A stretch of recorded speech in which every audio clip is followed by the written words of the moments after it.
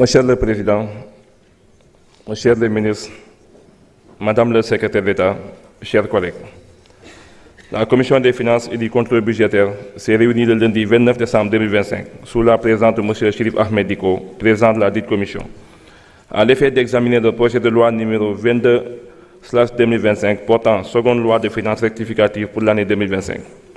Le gouvernement était représenté par M. Cheikh Diba, ministre des Finances et du Budget, et Mme Marie-Rose Khadifatou Faye, secrétaire d'État auprès du Premier ministre, chargée des relations avec les institutions, porte-parole du gouvernement, assisté de leurs principaux collaborateurs.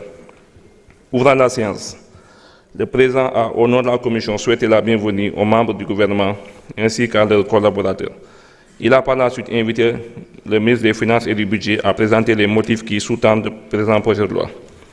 À l'entame de son propos, le ministre est réjoui de se retrouver une fois encore devant la représentation nationale pour présenter le second projet de loi de finances rectificative au titre de l'année 2025. Ainsi, il a rappelé que conformément aux dispositions de l'article 47 de la loi organique numéro 2020-07 du 26 février 2020, la loi de finances initiale peut être modifiée par une loi de finances rectificative dans l'une des trois hypothèses suivantes. 1. Si les grandes lignes de l'équipe budgétaire ou financière définies par la loi de finances de l'année se trouvent bouleversées, notamment par l'intervention de décrets d'avance ou d'annulation de crédit. 2. Si les recettes constatées augmentent ou diminuent sensiblement par rapport aux prévisions de la loi de finances de l'année. 3. S'il y a intervention de mesures législatives ou réglementaires affectant de manière substantielle l'exécution du budget. En effet, le ministre a souligné que le présent projet de loi de finances rectificative n'est pas seulement un instrument technique, il est une manifestation de l'engagement du gouvernement à rendre compte avec rigueur et transparence de la gestion des ressources publiques. Il a aussi indiqué qu'au plan international, l'économie mondiale reste marquée par une forte incertitude malgré une légère amélioration. En effet, selon les dernières prévisions du FMI, la croissance devrait atteindre 3,2% en 2025, mais cette perspective demeure fragile du fait de l'intensification des tensions commerciales liées aux mesures protectionnistes américaines, du maintien de politiques monétaires restrictives dans les grandes économies et de l'impact croissant des risques climatiques. Au niveau régional, il expliquera que l'Afrique subsaharienne fait preuve de résilience avec une croissance attendue de 4,1% en 2025. L'UEMOA conserve un dynamisme particulier avec une progression du PIB réel estimée à 5,9%. Toutefois, ces performances restent vulnérables aux aléas climatiques et aux tensions sécuritaires persistantes dans la sous-région d'Iratil. À ces facteurs externes est venue s'ajouter la révision de la croissance du PIB pour 2025 à 7,8% contre 8,8% initialement prévu. A-t-il précisé? Cette baisse d'un point s'explique surtout par l'ajustement du secteur des hydrocarbures, tandis que la croissance hors hydrocarbures est estimée à 3,8%.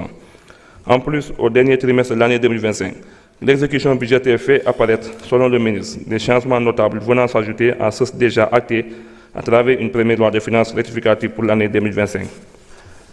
Sous ce rapport, le ministre relèvera que ce second projet de loi de finances rectificative pour l'année 2025 se justifie par la prise en charge des éléments que sont la constatation d'une baisse des recettes budgétaires, la régularisation des dépenses budgétaires, notamment les décrets d'avance, l'ajustement des dépenses financées sur ressources extérieures, ainsi que la mise en conformité avec la nouvelle architecture gouvernementale.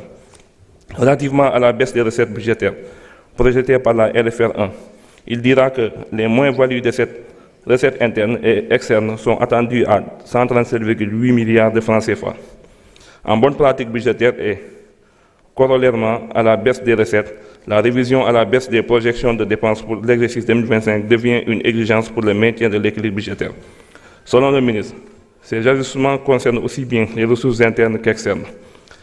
Il a aussi indiqué que les décrets d'avance pris en cours de gestion doivent être ratifiés conformément aux dispositions de l'article 23 de la loi organique numéro 2020-07 du 26 février 2020, relative aux lois des finances. En conséquence, les 5 décrets d'avance d'un montant de 213,4 milliards de francs CFA pris en 2025 afin de répondre à des situations d'urgence, de nécessité impérieuse et d'intérêt national sont régularisés par le présent projet de loi de finances rectificative.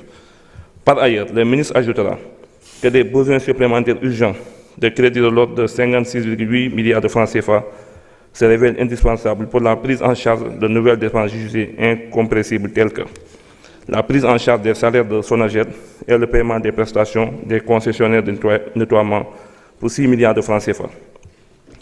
Le complément des bourses des étudiants pour un montant de 11,8 milliards de francs CFA, la prise en charge partielle des dettes dues aux repreneurs des universités pour 9,6 milliards de francs CFA, la couverture budgétaire du reliquat de paiement des opérations du projet de construction des résidences universitaires dans le cadre des JOJ 2026 pour un montant de 6,5 milliards de francs CFA, la prise de participation de l'État dans le capital de Africa Finance Corporation pour un montant de 8,4 milliards de francs CFA et le renforcement de la dotation destinée à l'alimentation des forces de défense et de sécurité à hauteur de 5,2 milliards de francs CFA. Relativement aux dépenses financières sur ressources extérieures, il a indiqué que l'exécution affiche un taux de 73% des crédits inscrits dans la LFR 1 à fin novembre 2025. Toutefois, ce niveau d'exécution, bien qu'appréciable, révèle des disparités. En effet, certains projets requièrent des tirages supérieurs aux prévisions, tandis que d'autres ne consommeront pas l'intégralité des crédits ouverts. En outre, certaines dépenses sur ressources extérieures ont été exécutées en cours d'année sans avoir été inscrites dans la LFR 1. Il apparaît donc nécessaire d'apporter des ajustements à travers le présent projet de LFR 2. Pour ce qui est de la mise en conformité du budget avec la nouvelle architecture gouvernementale, le ministre a rappelé que par le décret numéro 2025-1431 du 6 septembre 2025 relatif à la répartition des services de l'État ainsi qu'au contrôle des établissements publics, des sociétés nationales et des sociétés à participation publique entre la présidence de la République, la primature et les ministères, le périmètre institutionnel a connu d'importantes évolutions. En effet, plusieurs structures ont été réaffectées, entraînant des modifications substantielles dans l'organisation gouvernementale. Des segments entiers de certains ministères ont été déplacés à titre d'exemple. Le ministre du Travail a été fusionné avec celui en charge de la fonction publique, tandis que le ministère des Infrastructures a été créé avec le rattachement de diverses entités spécialisées dans ce domaine. Ainsi, soutiendra-t-il que dans ce nouveau contexte institutionnel, il apparaît indispensable de procéder à une révision de la répartition de crédits entre les départements ministériels afin d'assurer la cohérence budgétaire avec la nouvelle architecture gouvernementale. Sur la base des ajustements effectués, le ministre a précisé que les principaux agrégats et indicateurs macroéconomiques révisés se présentent comme suit. Un déficit budgétaire de 7,82% du PIB, soit au même niveau que la précédente LFR, avec l'objectif d'aller vers la consolidation budgétaire en 2027 et d'atteindre un déficit de 3% du PIB en respect aux critères de convergence de l'Union économique et monétaire ouest-africaine. Un taux de croissance du PIB de 7,8% et un taux de pression fiscale projeté à 18,9%. Poursuivant, le ministre a informé que les prévisions de recettes de budget général de cette loi de finances rectificative sont arrêtées à 4 531,1 milliards de francs CFA, tandis que les dépenses ressortent à 6 227 milliards de francs CFA. Quant aux comptes spéciaux du Trésor, ils sont projetés en recettes et en dépenses à 215,4 milliards de francs CFA, soit au même niveau que la précédente LFR.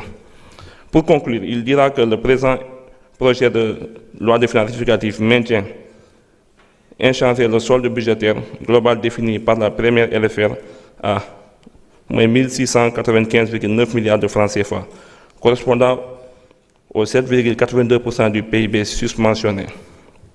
Intervenant à la suite du ministre, vos commissaires ont souhaité la bienvenue aux membres du gouvernement avant de formuler des préoccupations et suggestions qui se résument au point ci-dessous. Les commissaires ont félicité et encouragé le gouvernement sénégalais pour les efforts colossaux consentis en faveur du redressement de nos finances publiques. À ce titre, ils ont magnifié les belles performances réalisées dans la mobilisation des ressources hors FMI. En recourant notamment au marché financier régional, de leur point de vue, cette nouvelle démarche traduit une certaine ingéniosité de la part des nouveaux tenants du pouvoir, devant la dégradation de la note du Sénégal consécutive à la publication des rapports d'audit sur la situation financière sur la période 2019-2024.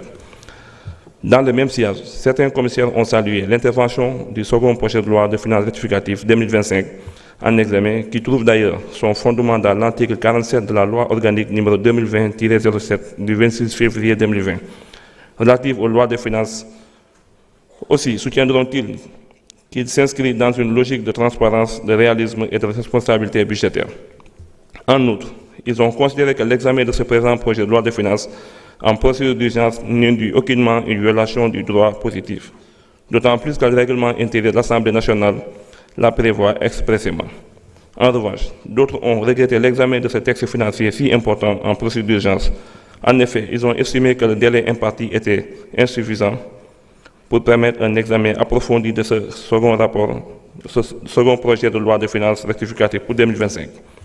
Parallèlement, ils ont considéré que le recours excessif au décret d'avance peut, dans une certaine mesure, remettre en cause le principe de sincérité budgétaire, ainsi tout en prenant en considération la part d'incertitude planant sur l'exécution budgétaire. Ils ont appelé à plus d'efforts, voire de rigueur dans la programmation et la planification budgétaire.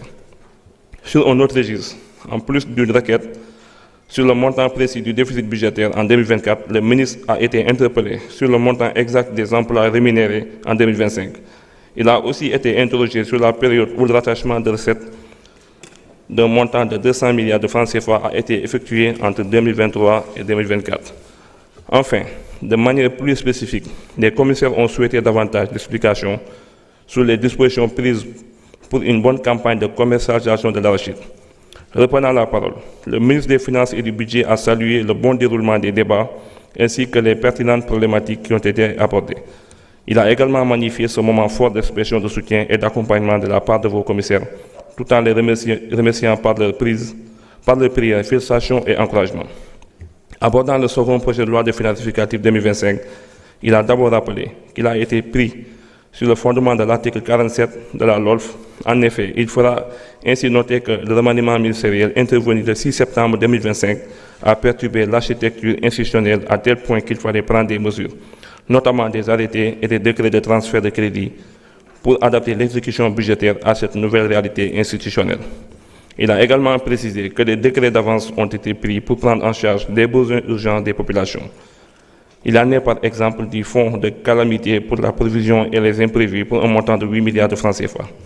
Un autre décret d'avance a concerné l'achèvement des travaux de la polyclinique de l'hôpital principal de Dakar pour un montant de 12 milliards 440 millions de francs CFA. Le troisième est relatif au programme d'acquisition de véhicules de combat d'infanterie pour un montant de 11 milliards 825 millions de francs CFA. Quant au quatrième décret d'avance, il a porté sur la réaffectation de prévisions de tirage sur les prêts projets à des projets comme celui de construction de 46 lycées pour 36 milliards 980 millions de francs CFA, de construction d'écoles élémentaires pour 4 milliards 991 millions 970 437 francs CFA, de construction de 46 collèges d'enseignement pour 7,996 milliards de francs CFA, d'acquisition d'équipements techniques pour les universités publiques pour 13 milliards 632 millions de francs CFA, de construction de l'université Souleymane Niang de Matam pour 11 milliards 74 millions de francs CFA. Il a aussi porté le projet de construction et d'équipement de 2500 salles de classe, de 3000 blocs administratifs équipés, de 480 blocs d'hygiène, de 500 branchements au réseau d'eau potable, de 100 mini-forages équipés et de 50 000 mètres linéaires de murs de clôture en matériaux classiques pour un montant de 25 milliards de francs CFA. En outre, au regard des meilleures pratiques budgétaires, le ministre a considéré qu'il ne serait point incongru d'adopter une loi de finances rectificative même en fin d'année civile, afin de garantir la transparence ainsi que les questions de redevabilité. Abordant le rattachement des recettes entre 2023 et 2024, il a informé qu'il s'agissait d'une correction qui a été opérée, car des recettes de l'année 2024 avaient été rattachées à l'année 2023. En effet, au terme de l'audit sur la gestion des finances publiques, il fallait, suivant le ministre, corriger tous les manquements, ainsi compte tenu du principe de spécialisation des exercices, les recettes qui appartenaient à l'année 2024 devaient être retranchées de l'année 2023 et reconsidérées au titre de l'exercice 2024. Sur cette question, le ministre a promis une fiche détaillée à vos commissaires avec des données chiffrées pour montrer les glissements d'année en année, ainsi que sur l'interpellation relative aux emplois rémunérés. Concernant la campagne de commercialisation de l'arachide, Il a tenu à rassurer vos commissaires de la tenue de réunions hebdomadaires sur le suivi de la commercialisation d'arachide avec toutes les banques partenaires. Il a aussi informé de l'existence de lignes de financement que le ministère des Finances et du Budget a négocié avec les partenaires ainsi que de l'accompagnement d'un pool bancaire à travers des crédits relais entre l'attente des concours de partenaires financiers dans la campagne de commercialisation. Le ministre est également revenu sur l'accompagnement de la Sonacos pour l'absorption de la quantité de produits nécessaires pour la production industrielle ainsi que des mesures d'accélération des exportations pour permettre aux acteurs étrangers de venir suppléer la Sonacos sur l'absorption de la production d'arachide de cette année. Satisfait des réponses apportées par le ministre, vos commissaires ont adopté à la majorité le projet de loi de finances numéro 22/2025 portant seconde loi de finances rectificative pour l'année 2025. Il vous demande d'en faire autant si cela ne soulève de votre part aucune objection majeure. Merci, Monsieur le rapporteur. Monsieur le ministre des Finances et du Budget, avez-vous des observations de forme à faire sur le rapport? Monsieur le Président de l'Assemblée nationale, Mesdames, Messieurs les honorables députés, je n'ai pas d'observation particulière, le contenu du rapport étant fidèle à nos échanges d'hier. Je vous remercie. Je vous remercie. Mes chers collègues, avez-vous des observations de forme à faire sur le rapport? Non? Merci beaucoup.